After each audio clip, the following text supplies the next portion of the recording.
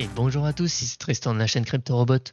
On se retrouve aujourd'hui pour la deuxième vidéo sur la stratégie du Big Wheel. Donc si vous n'avez pas vu la précédente vidéo sur la stratégie du Big Wheel, je vous invite bien évidemment à aller la regarder peut-être avant celle-ci. Mais on va analyser ensemble un peu les résultats d'une version 2 que j'ai créée, qui est pour moi en tout cas une petite amélioration, même si comme vous allez le voir, ça va diminuer légèrement les résultats. Mais on va analyser du coup très rapidement ensemble les petites modifications, analyser quelques trades de cette modification sur TradingView et ensuite peut-être ce qui vous intéresse, je vais vous montrer comment pouvoir l'installer chez vous sur FTX sur un serveur à part, que vous puissiez laisser votre petit bot trade pour vous tranquille toute la journée 24 heures sur 24 sans rien n'est touché et que vous puissiez dormir sur vos deux oreilles et on l'espère bien évidemment faire monter votre argent, même si je vous le rappelle qu'il n'y a rien de garanti là-dedans. Donc pour la présentation des résultats, comme vous voyez, en commençant à 1000 $, ici on finit à 20 000 $. Et vous allez me dire ici, mais Tristan, la dernière fois que tu m'as présenté le Big Wheel, la version 1, elle finissait à 100 000 $, à plus de 100 000 $. Qu'est-ce qui s'est passé? Eh bien, cette stratégie a un bien meilleur risk-reward, je trouve, pour ma part. Qu'est-ce que c'est le risk-reward? Tout simplement, c'est le ratio risque par rapport au gain. En effet, je ne sais pas si vous vous souvenez, lors de la dernière stratégie du Big Wheel, on avait un worst drawdown, donc pire drawdown, on va dire, pratiquement à plus de moins 40%, je crois, ou aux alentours, en tout cas, de moins 40%. Et pour ma part, ça m'embêtait vraiment de vous laisser potentiellement installer quelque chose qui avait moins 40% de drawdown, parce qu'il faut bien comprendre ce que ça veut dire, hein, moins 40% de drawdown. Ça veut dire que potentiellement, si vous l'installez aujourd'hui, le 21 décembre, et ben potentiellement, votre stratégie va faire moins 40% sur les 2 prochains mois. Et dans ce cas-là, et je vous comprendrai, vous viendrez me dire, mais Tristan, tu nous as fait installer un truc et j'ai perdu moins 40% de mon capital en 2 mois, c'est vraiment pas possible. Alors que là, comme vous voyez, on a un drawdown qui est déjà beaucoup plus sérieux, on va dire. On est à moins 27%, ce qui veut dire que, encore une fois, en théorie, vous ne devriez pas faire plus de moins 25, moins 30%, on va dire, ça serait le grand max, même si bien sûr, c'est aussi possible que vous fassiez moins 40, mais c'est beaucoup moins probable. En tout cas, depuis 2018, ce n'est jamais arrivé. Donc, pour les restes des informations, donc toujours en total fee aussi, c'est ça qui plombe aussi un peu la note, hein, c'est les plus de 14 000 $ de frais. Donc, encore une fois, je vais vous présenter la stratégie sur FTX. Et si vous n'avez pas de compte FTX, pensez vraiment à passer par un lien d'affiliation, que ce soit le nôtre ou celui de quelqu'un d'autre, hein. Le nôtre, ça nous soutient énormément et ça nous fait très plaisir, bien évidemment. Mais pensez à en utiliser un, ça réduira vos frais déjà au moins de 5%. Et c'est vraiment pas négligeable, hein. Toutes les réductions de frais sont vraiment importantes à prendre sur des bots de trading, notamment un bot de trading comme ça qui fait que des petits pourcentages à chaque trade. Donc on reste du coup sur 3000 trades alors qu'on en faisait pas loin de 7000. Notre win rate reste inchangé, on est toujours à plus de 65%, donc c'est vraiment très bon. Et si on analyse un peu les différents trades, une information qui peut être intéressante à prendre, c'est que ETC USDT est cette fois la seule paire en résultat négatif au final, alors qu'on a un win rate de pratiquement pas loin de 70%. C'est sûrement dû à un ou deux très mauvais trades, comme vous le voyez d'ailleurs, le worst trade est à moins 7%, c'est un des pires trades, hein. Donc cela s'explique par ce très mauvais trade, notamment. Donc si on rentre un peu plus dans notre code et surtout qu'est-ce qu'on a changé dans notre stratégie du Big Wheel, on va le voir ensemble tout de suite sur TradingView. Mais avant, je voulais vous présenter du coup rapidement là notre principale condition qu'on a rajoutée, c'est cette ligne-là. En effet, pour trade, on va vérifier que notre EMA 100, donc notre moyenne exponentielle 100, soit au-dessus de notre moyenne exponentielle 200. Qu'est-ce que ça veut dire? Ça veut dire que tout simplement, il faut que on ait une moyenne court terme qui soit au-dessus d'une moyenne long terme, ça va nous permettre de déceler des phases, un peu des phases bearish et des phases bullish. Et grâce à ça, on ne va trade que dans des phases, on va dire, bullish. Et ça va nous éviter, par exemple, de trop trade pendant le mois de mai, par exemple, 2021, là où le Bitcoin a fait une énorme chute. Et ça nous sauvegarde vraiment notre capital. Et pourquoi j'aime bien cette nouvelle version du Big Wheel, c'est qu'elle est très régulière. En effet, je vais vous présenter les résultats mois par mois. Comme vous le voyez ici, on commence par 2018 avec une performance de plus de 120%, alors je crois que le BTC a fait moins 80% en 2018, ça doit être quelque chose comme ça.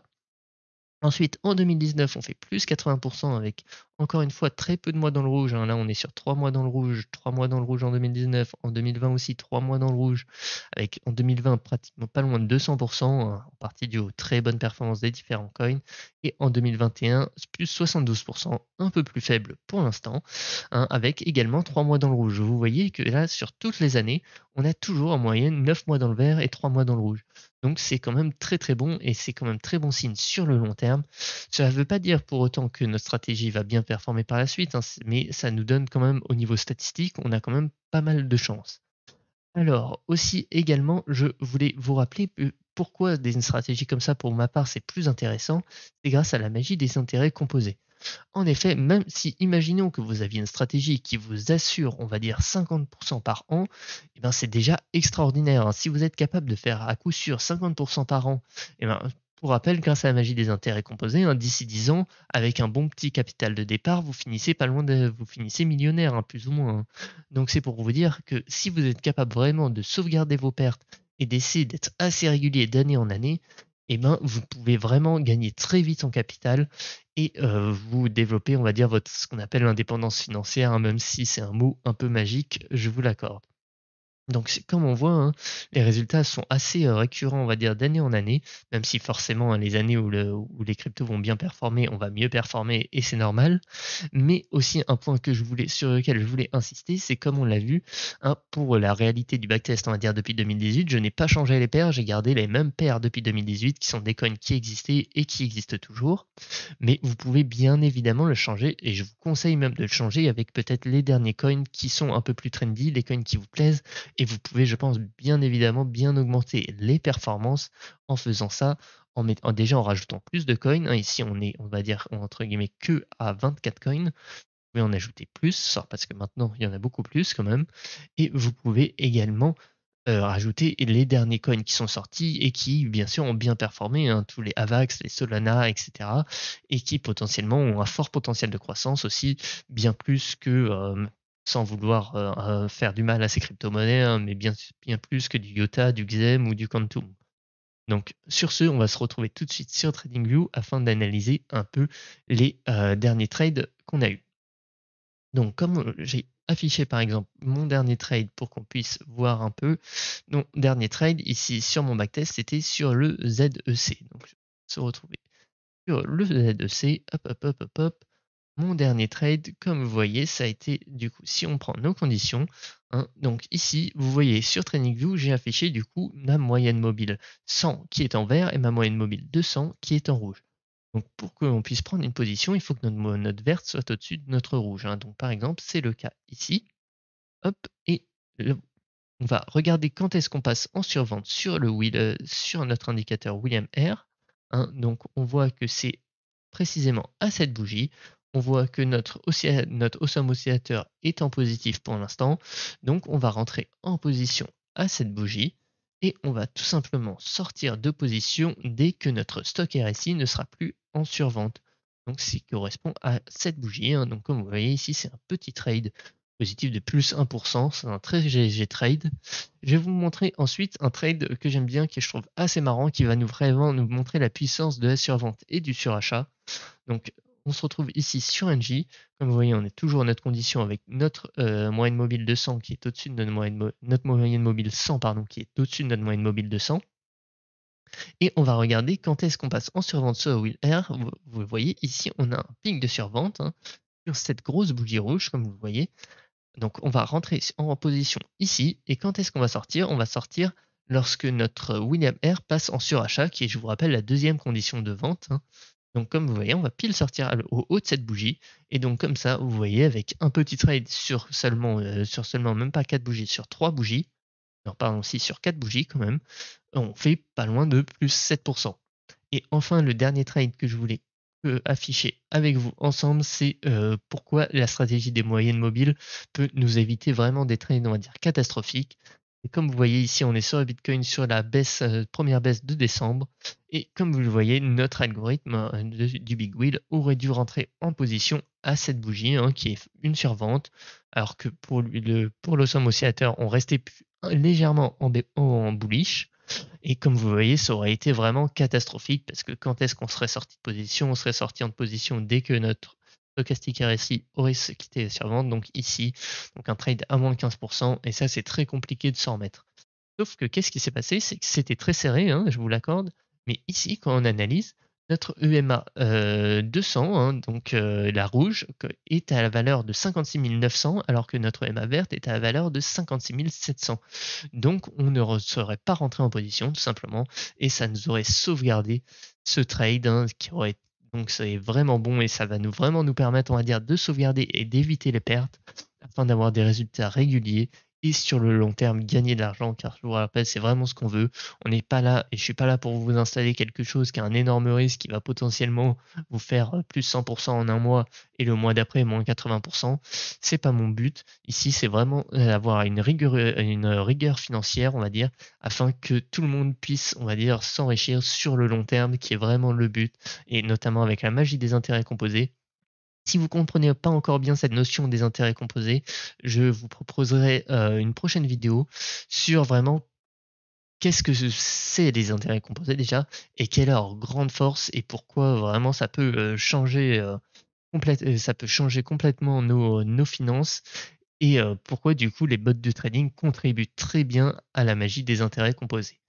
Donc, on va se retrouver maintenant tout de suite sur la présentation du code pour savoir comment l'installer directement chez vous sur un serveur lié à FTX afin que votre petit bot puisse trade tranquille tout seul.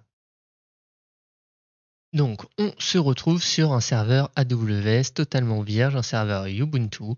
Donc, je vous ai déjà présenté comment installer ça dans ma vidéo, comment héberger votre propre bot de trading. Donc ici, j'ai installé directement sur VS Code, ça sera plus simple, mais avec Putty, comme je vous l'ai déjà présenté, ça marche également très bien. Alors, la première chose, quand on arrive sur un serveur, c'est le petit sudo apt-get update. On va tout simplement faire toutes les mises à jour du serveur, qu'il y ait bien toutes les dernières versions. Voilà, tac, tac, tac, ça va prendre quelques secondes. Voilà, donc ensuite, on vérifie bien les versions de Python et de pip. Alors, d'ailleurs, c'est Python 3. Hop, donc on a Python 3.8, c'est très bien. Et en général, par défaut, pip n'est pas installé. Donc, hop, si on fait pip, c'est sudo apt-get apt, pardon, install pip. Hop, yes. Donc on installe ça tranquillement. Ça devait prendre quelques secondes. Donc oui, je ne vais pas vous représenter comment tout installer un serveur de A à Z, mais là je suis directement sur un serveur, hein. Vous pouvez faire ça sur à peu près n'importe quoi qui ressemble à un serveur, un Raspberry Pi ou quelque chose comme ça. Il faut juste bien évidemment, vous pouvez même le faire sur votre PC en local, mais il faut que la machine qui exécute ça tourne 24 heures sur 24, hein, ce qui peut forcément être un peu embêtant si c'est sur votre propre PC. Je peux bien évidemment le comprendre. Donc maintenant, on devrait avoir quelque chose en faisant pip-version. Donc c'est très bien. Donc maintenant, qu'est-ce qu'on va faire maintenant? Alors, on se retrouve du coup sur notre GitHub qui est le cbot project, tout simplement. Et ce que vous allez faire, c'est vous allez cliquer sur le petit code et vous allez copier ce petit repo. Hop, et on va notamment installer une branche spécifique qui est en fait là où j'ai mis tout simplement toutes les live stratégies. Ça va être plus simple pour vous. Donc, qu'est-ce qu'on va faire maintenant? Hop, on va faire git clone. On va mettre "-b" pour le nom de la branche qui s'appelle livestrat, et ensuite on copie tout simplement le petit lien du GitHub, et grâce à ça, alors je me suis gouré, c'est live branch, je me suis trompé dans le nom de la branche. Hop. Et donc là, on va tout simplement en fait cloner toutes les informations du GitHub directement sur notre serveur en local. Hop. Donc voilà, c'est fini. Donc maintenant, je peux faire ouvrir un dossier et l'ouvrir directement ici. Hop, comme ça, on verra tous les dossiers. Je fais confiance aux auteurs. On va réouvrir un terminal. Et comme vous voyez ici, vous avez la live stratégie avec les différents fichiers utilities, hein, qui sont du coup le Big Wheel V2 live que je vais vous présenter tout de suite, hein. Donc juste Ici, on peut bien voir du coup qu'on n'a pas nos databases, ça va nous permettre en fait d'être un peu moins lourd sur notre serveur, de ne pas avoir tout simplement toutes les données et de ne pas surcharger notre serveur. C'est pour ça que j'ai installé spécifiquement cette branche. Donc maintenant que vous êtes sur votre serveur, que vous avez bien tous vos fichiers, vous allez tout simplement faire un pip install-r requirements.txt. Ça va installer tous les packages nécessaires pour ce projet, hein. Donc ça risque de prendre un peu de temps. Et en attendant que ça installe tous ces packages, je vais analyser avec vous le code en live tout simplement, hein. Donc, qu'est-ce qu'on va pour ce code déjà, on va avoir besoin de quelque chose, c'est tous les liens avec FTX. Donc, pour les liens avec FTX, j'ai créé une petite fonction. Alors, on a une petite erreur, hein, que vous aurez peut-être également, hein. Donc, PyWin, c'est normal. Si vous êtes du coup si vous n'êtes pas sur Windows, vous pouvez tout simplement l'enlever. Alors, hop, simplement la virer des requirements. Comme ça, je vois avec vous ensemble les erreurs qui peuvent arriver, hein. Donc, on va relancer le pip install, hein. Hop. Donc, pour revenir à notre petit code, du coup, on va avoir besoin de tout ce qui est communication avec FTX. Pour ça, j'ai créé une petite classe, hein. Donc, vous avez dans le dossier utilities, vous avez une classe spotFTX qui va définir tout plein de fonctions, en fait, qui vont tout simplement nous permettre de communiquer avec FTX. Donc, vous avez notamment le getHistorical, hop, hop, hop. Donc, le last historical, ce qui va nous intéresser pour les bots de trading, car on veut par exemple les 500 dernières bougies. Ensuite, on a le get bid ask price, donc si on peut récupérer comme ça le bid et le ask price, le min order amount, on a après des ordres, des fonctions qui nous demandent l'authentification, donc on va avoir le get all balance in USD, get all balance of Winecoin, donc toutes ces fonctions, j'espère qu'elles sont assez explicites avec leur titre, hein. Mais place market order, voilà, vous avez plein de fonctions pour faire les différentes choses avec à chaque fois des paramètres et on va en utiliser certaines dans notre petit code. Donc normalement, il a fini d'installer à peu près tout, hein. Il y a eu une petite erreur, je ne suis pas sûr que ce soit très grave, hein. Donc on le verra de toute façon par la suite. Donc après, du coup, tous nos imports, hein, l'import qui est important, notamment, c'est le spot FTX et le custom indicators, qui est tout simplement des indicateurs custom, même si je crois que dans ce code, je n'en utilise pas. Donc ici, très important, hein, que vous soyez sur Putty ou sur VS Code ou quoi que ce soit, vous allez éditer votre fichier bigwheelv2 live.py. Donc si vous êtes sur Putty, ça sera grâce à Nano. Et vous allez bien remplacer vos API key et vos secret key là-dedans. Donc pour ça, tout simplement, on est sur FTX dans les API key et on va faire create API key for YouTube Tester, tout simplement. Vous inquiétez pas, je supprimerai les clés API, sinon faites bien attention à ne jamais dévoiler, comme je le fais actuellement, vos clés API, hein, car sinon quelqu'un pourrait en prendre le contrôle pour faire potentiellement des trades et des bêtises. Donc YouTube Tester, voilà, on sauvegarde bien. Et donc maintenant, alors au début, il va tout simplement afficher l'heure actuelle, hein, donc ça va nous permettre de garder un historique notamment. Ensuite, on a une liste de paires, donc c'est les différentes paires sur lesquelles je vais faire tourner le bot, hein. Donc ça, c'est bien évidemment modifiable, même s'il faut que les paires existent sur FTX, hein. Donc j'ai mis les principaux gros coins listés sur FTX. La time frame, 1 heure. Donc après, on a nos différents paramètres. Donc les paramètres de notre oscillateur merveilleux, c'est 6, 22, et notre stochastique, c'est 14, et notre William R, c'est 14. Donc sur ça, je vous invite à aller revoir ma vidéo sur le backtest si vous voulez plus d'infos. Alors d'ailleurs, j'ai fait une petite modification que j'ai oublié de modifier sur le guide, je le ferai, mais max open position, on va passer plus qu'à 3. Pourquoi diminuer alors que dans les derniers backtests, je vous avais montré plutôt 4? Car tout simplement, comme vous l'avez vu avec ma petite modification, vous prenez potentiellement moins de trades. Donc si vous prenez moins de trades, c'est peut-être plus intéressant que ces trades soient un peu plus gros, vous ayez une plus grosse partie de votre portefeuille. Donc pour ça, j'ai diminué un peu le max open position à 3, c'est-à-dire que vous allez pouvoir prendre jusqu'à 3 positions en même temps. Donc après, les autres paramètres, c'est le stochastique sur achat, ça va être 0,8, stochastique sur vente, ça va être 0,2, le William R sur vente, ça va être moins 85, et le William R sur achat, ça va être moins 10. Donc ça, j'ai rien changé par rapport à la présentation du Big Wheel. Et le TP pourcentage, ça, on n'avait pas mis 0,7, on avait mis -15. Ça aussi, je le changerai. Donc ensuite, qu'est-ce qui va se passer? C'est que tout simplement, on va avoir une variable qui s'appelle dfList, qui est en fait ce qu'on appelle un dictionnaire. C'est-à-dire que pour chaque paire, on va associer l'historique. Donc pour ça, pour chaque paire, on va récupérer l'historique. D'ailleurs, on va récupérer aussi plus d'historique, parce qu'on va en avoir besoin de au moins 200 pour les EMA. Hop. Donc on va récupérer du coup pour chaque paire dans notre liste, notre historique des 250 dernières bougies, tout simplement. Hop, et après pour chacune de ces listes, on va tout simplement créer nos indicateurs. Donc vous avez par exemple notre oscillateur merveilleux, notre stochastique RSI, notre William R, notre EMA 100 et notre EMA 200.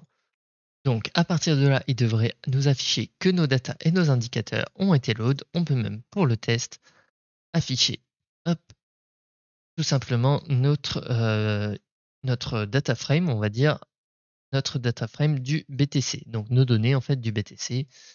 Et alors, c'est décommenté. Et pour le reste, pour l'instant, on va le commenter. Hop. Donc, on va se placer dans notre répertoire courant, en fait, qui est du coup tout simplement un peu la racine de notre serveur. Pour ça, c'est des points si vous êtes dans ces bot project, et on va le lancer à partir de là, car c'est à partir d'ici qu'en général sera lancé notre bot toutes les heures. Donc, c'est tax Python 3 /chez bot project /live stratégie /bigwheel v2. Hop. Donc, on lance. Donc, comme vous le voyez, il va vous afficher l'heure actuelle, la date et l'heure actuelle. Et il devrait nous afficher, si tout marche bien, data et indicateur loaded 100%. Voilà. Et après, on affiche tout simplement notre data frame du BTC. Donc, comme vous voyez, on a un data frame avec open, high, low, close, notre volume, notre oscillateur merveilleux, notre stochastique RSI, notre William R, notre EMA 100 et notre EMA 200. Donc, jusqu'ici, tout marche bien. Donc, on va pouvoir enlever ça, car on ne va pas avoir besoin à chaque fois qu'il m'affiche le BTC. C'était juste pour faire un petit test, et on va décommenter tout ça et inspecter ensemble ce qu'il se passe maintenant. Donc ici, on va définir du coup nos buy conditions qui sont exactement les mêmes que dans le backtest. Donc sur ça, je vais pas revenir. Celles conditions également, hein. Donc ensuite, on a une coin balance du coup qui va représenter en fait tout notre balance de tous les différents coins. Donc pour ça, ftx.getAllBalance. Coin in USD, ça va être pareil, un tableau qui va représenter toutes nos balances, mais cette fois en équivalent USD. Donc ensuite, on va définir une variable qui est notre USD balance, qui est notre balance simplement d'USD. On va delete ces informations dans les deux tableaux différents, car on n'en a plus besoin, car on l'a stocké dans une variable. Et on a également notre total balance in USD, qui est tout simplement du coup notre balance d'USD plus notre balance de toutes les cryptos à côté en équivalent USD. Donc on va voir pourquoi la définition de toutes ces variables. Ensuite, on a une variable qui s'appelle coin position list, qui est un tableau du coup qui va représenter toutes nos positions. Et du coup, ce qu'on va faire, c'est que pour chaque coin dans notre position de coin in USD, c'est-à-dire nos cryptos en équivalent dollars, si notre crypto représente plus de 5% de la total balance, donc imaginons qu'on est 1000 $ par exemple, et qu'on est dans nos 1000 $, on est 200 $ d'Ethereum. 200 $ d'Ethereum sur 1000 $, ça représente 20%, donc c'est supérieur à 0,5. Donc qu'est-ce qu'on va faire? On va ajouter notre Ethereum à notre composition list, ce qui signifie à notre code qu'on a actuellement une position en cours, par exemple sur Ethereum. Donc après nos open positions, c'est du coup la taille de nos positions ouvertes. Si on a par exemple 200 $ d'Ethereum et 200 $ de BTC, et ben pour chacune, on va ajouter une position au tableau, et donc la taille de notre tableau, ça sera 2, et donc on va être en capacité de savoir qu'actuellement, on a 2 positions en cours. Donc tout ça, ça va nous permettre par la suite pour le code de bien réussir à savoir qu'est-ce qu'il doit prendre comme position, et surtout la taille des positions. Donc ensuite, on va parcourir pour notre tableau, tout simplement, et pour chacun des coins de notre position list, de notre coin position list, c'est-à-dire des coins qu'on a actuellement en position, on va vérifier si on doit les vendre. Donc pour ça, on lance notre fonction sellCondition avec notre coin en point log de -2, donc c'est-à-dire, je vous le rappelle qu'on va lancer le code par exemple à 9h, on va le lancer toutes les heures. Donc imaginons qu'on le lance à 9h, le code va s'exécuter à 9h 5 secondes par exemple. Et pourquoi on prend -2? Parce que du coup, nous, ce qu'on veut récupérer, c'est la clôture de 9h. Donc pour ça, si on prenait -1, on prendrait la clôture de 9h05 ici. C'est pas ce qui va nous intéresser. Nous, ce qui nous intéresse, c'est la clôture de 9h. Et donc, on va prendre -2. Et -3 pour previous. Donc ça semble du coup assez logique, qui est la valeur d'en dessous. Donc si notre seule condition est vérifiée, égal à true, on diminue nos positions. Et ce qu'on va faire, c'est qu'on va cancel tous les open orders sur cette position, sur cette monnaie. Donc, imaginons qu'on avait un take profit placé sur Ethereum USDT à plus 10%. Et ben, d'abord, on va le cancel tout simplement. Ensuite, on va attendre une seconde. Et ensuite, on va placer du coup un ordre de vente au marché, hein, donc sur par exemple Ethereum, avec tout simplement toute notre quantité d'Ethereum disponible. Donc, on va le vendre et si on ne doit pas, si notre seule condition n'est pas vérifiée, on va tout simplement afficher keep this coin. Donc ensuite, pour l'achat, donc pour ça, on va vérifier d'abord que notre taille de position actuelle est inférieure au max position.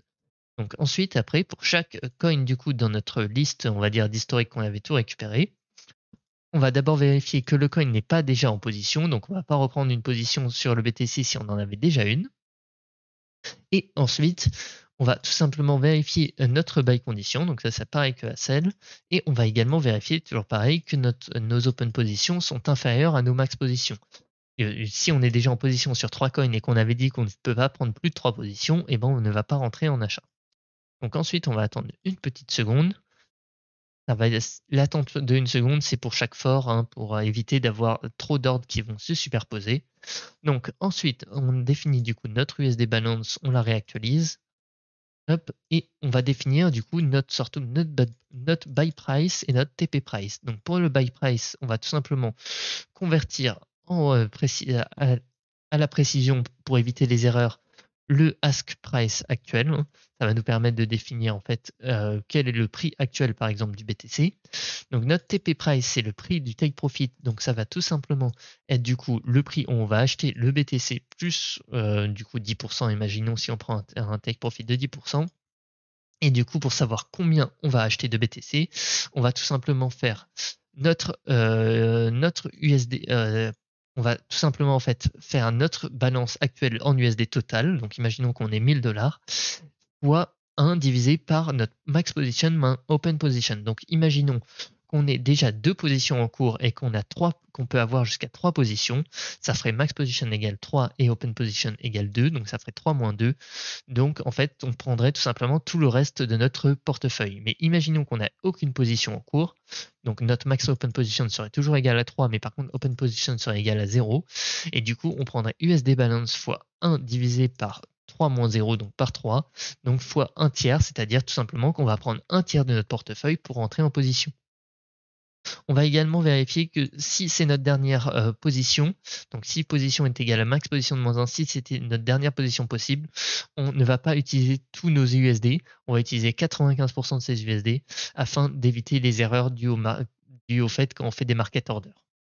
Donc ensuite, on définit notre buy amount, c'est-à-dire combien par exemple, de BTC on va acheter. Donc pour ça, on converte l'amount to precision pour éviter les erreurs, toujours pareil. Et c'est tout simplement notre buy, les USD avec lesquels on veut acheter, par exemple 5000 divisé par le buy price, donc par exemple par 40 000. Hein. Et donc ça va nous donner notre quantité de BTC à acheter. Donc à partir de ça, on va placer un market order. Et après, on va placer notre take profit qui est un limit order. Hein, et tout simplement avec toutes nos informations. Donc ensuite, j'ai eu de temps en temps quelques erreurs avec ces take profit.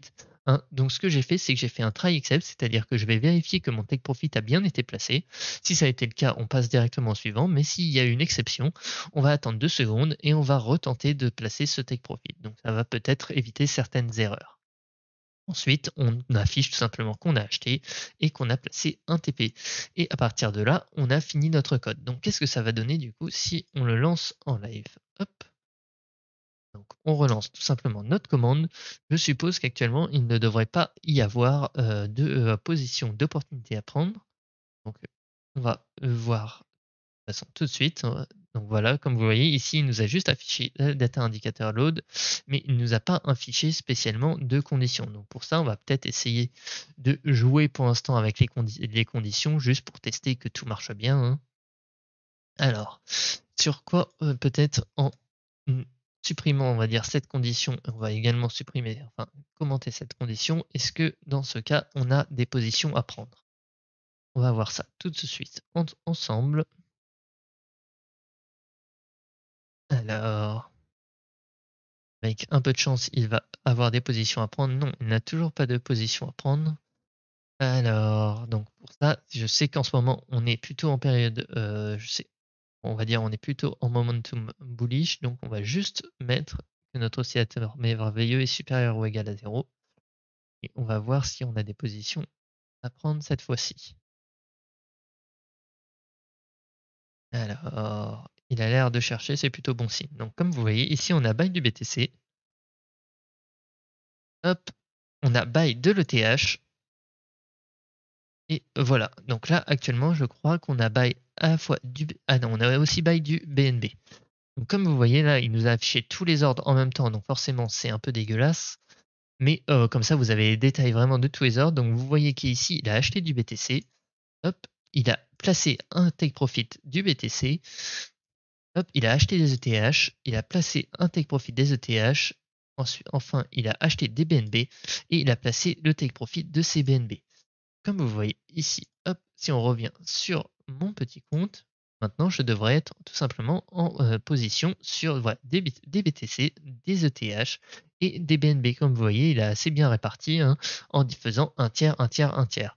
Et ce qui va se passer, donc, c'est que dès qu'il va avoir des positions, il va potentiellement rentrer en position avec le bon nombre de coins, etc. Et comme vous voyez ici, ça a très bien marché, même si j'ai modifié, j'ai modifié les conditions pour que bien sûr cela corresponde, enfin pour qu'il y ait des transactions, on va dire, à réaliser pour que vous ayez une démonstration un peu de comment ça se passe. Donc ici, on a presque fini. Comme vous voyez, le bot est capable de se débrouiller maintenant tout seul. Donc maintenant, ce qu'on va faire, c'est tout simplement de lui dire de se lancer toutes les heures. Donc pour ça, je vais copier cette ligne. Hop. Alors ensuite, on va aller du coup dans le cron tab. Si vous avez vu ma vidéo sur comment héberger vos bots de trading, vous vous en souvenez. Alors ici, on va prendre un et on va descendre tout en bas et on va lui dire maintenant d'exécuter tout simplement ce code toutes les heures. Donc pour ça, c'est 0, 1, 2, 3, 4 et tout simplement notre petit code. Hop, et à partir de là, votre code est exécuté tout simplement toutes les heures.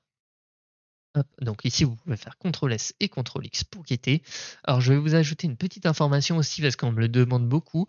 C'est comment on sait que notre bot est bien lancé, comment on sait qu'il marche. Et bien, pour ça, ce qu'on va faire, c'est créer un fichier, par exemple, qu'on va appeler cronlog. Donc, je vais vous le faire en mode console, comme ça, hop, vous voyez comment faire.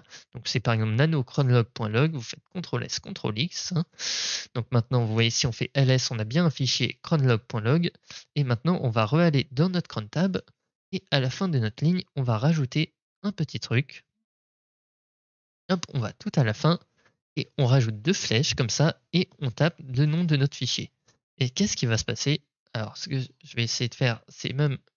Je vais essayer de le lancer toutes les minutes pour que vous ayez une démonstration en live. Hein.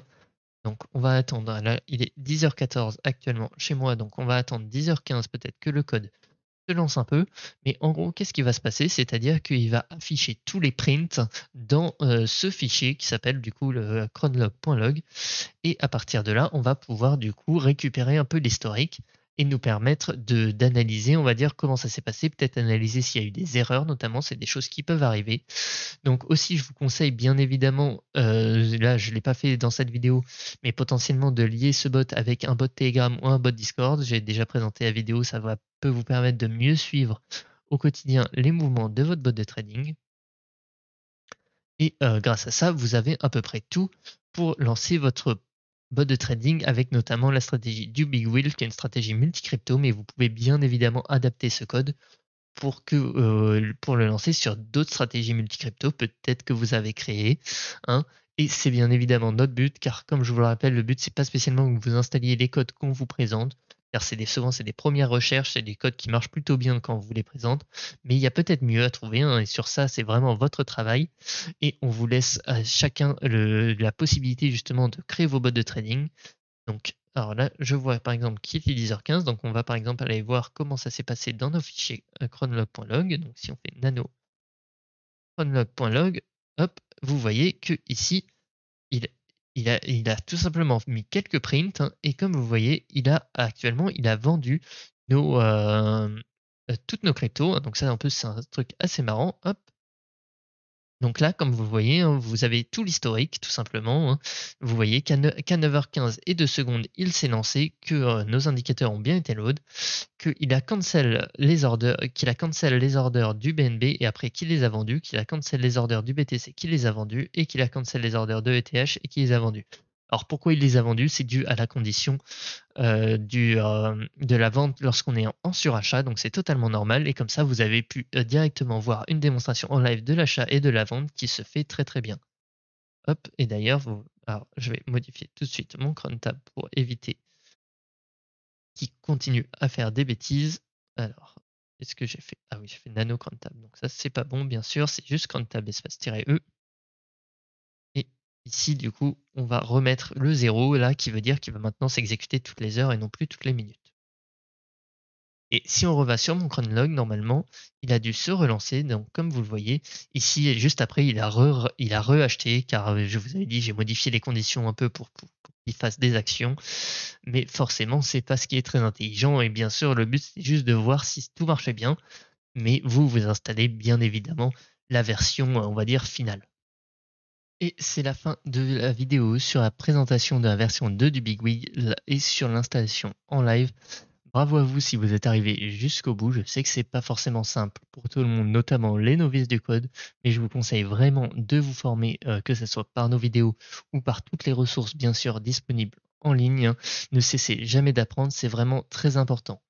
Donc sur ce, si vous voulez nous soutenir, n'hésitez vraiment pas à vous abonner à notre chaîne YouTube, ça nous fait très plaisir, ou à rejoindre notre channel Discord, hein. On est très content du développement de la chaîne CryptoRobot. Donc si vous voulez participer à cette aventure avec nous, ça serait bien sûr avec grand plaisir. Et bien sûr, si vous voulez nous soutenir un peu plus financièrement, on a tous les liens d'affiliation que vous pouvez utiliser lorsque vous vous inscrivez à différentes plateformes crypto, ou encore on a une adresse de donation crypto. C'est évidemment bien sûr que du bonus si vous souhaitez nous soutenir plus ou moins financièrement. C'était Tristan de la chaîne CryptoRobot et je vous souhaite à tous une très bonne semaine. Salut tout le monde.